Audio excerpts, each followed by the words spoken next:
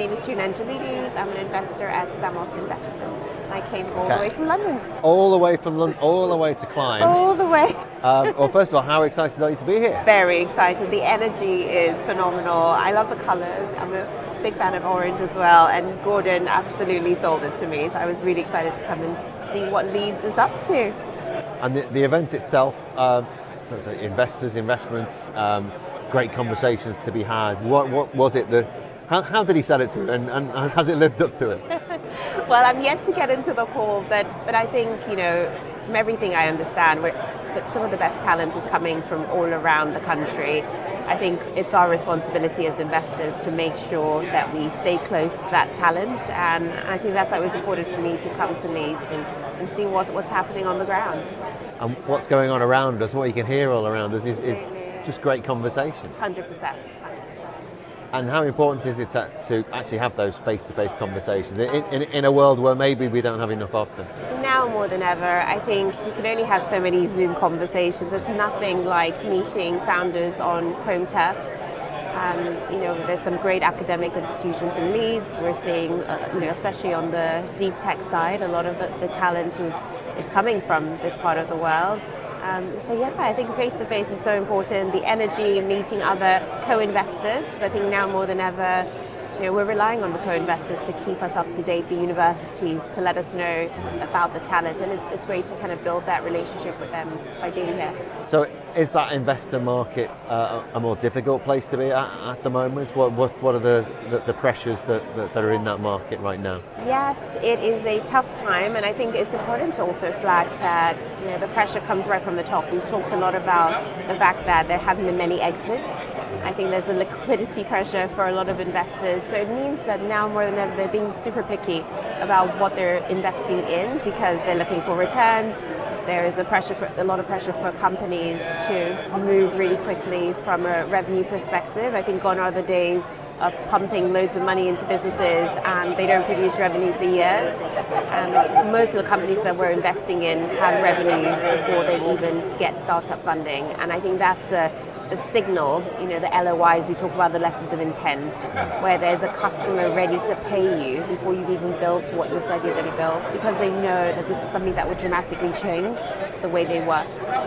So, on the other side, how exciting is it to be in that kind of market and working in it? Absolutely. So if you're building in the right space and you're seeing those sort of signals, I think those are the things that kind of tell you it will be a lot easier to raise, where your customers start chasing you and offer to give you money.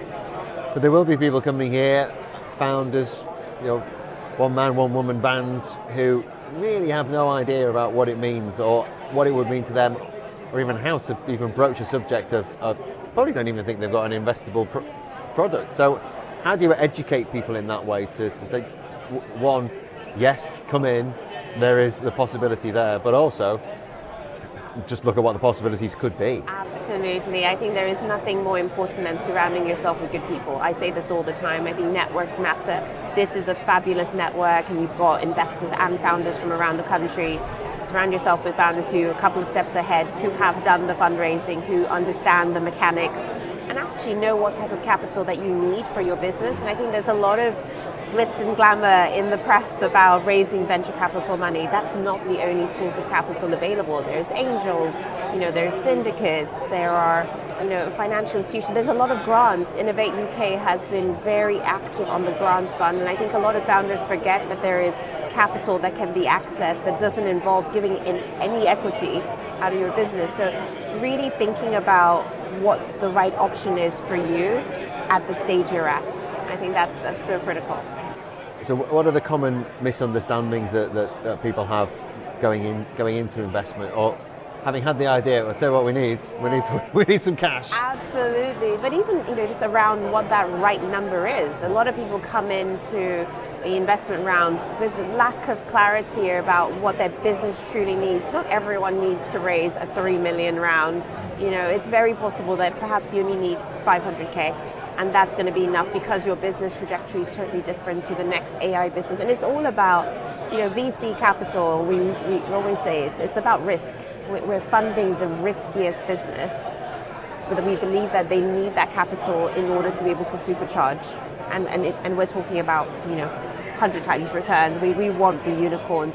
but not every business needs to be a unicorn. I think, that we've sort of lost that magic around small businesses. I'm a big fan of small businesses, and I think we need to talk about that a lot more. They are very valuable in our economy. I think, look at our high street. They need to exist, and it's part of our societal construct. So I think they shouldn't feel any sort of way that, we're not raising VC money. No, raise what's right, but actually you play a role in boosting the economy. And the conversations people are having here today, and the mix of private, public, university as well, how important is to have those conversations, those people in the same room? Very, very important, because I think we talk about the academic institutions. That's where our talent is coming from. We're inching towards a world where now more than ever the deep tech matters, the research that we're having on ground. We want to compete with the Anthropics, the GPTs of the world. I think we need people to have access to capital to be able to do that work. So we need the institutions to work with government, tell them what they need. We need private sector to work. It all has to work hand in hand. If we're ever going to get to the point where we can compete on the world stage, we have to collaborate, because again, we're running out of time. Sounds like we need more climbs as well. We need a lot more climbs. I hear you guys are going on tour. So they say. 3 more years, wherever there'll be one coming near you. I will be looking out for it. And even if it's not near you, you'll be making your way up there. I sure will. Lovely to speak to you. Nice to speak to you. Good luck with the too. talk, and we'll hopefully see you very soon. Thank you so much.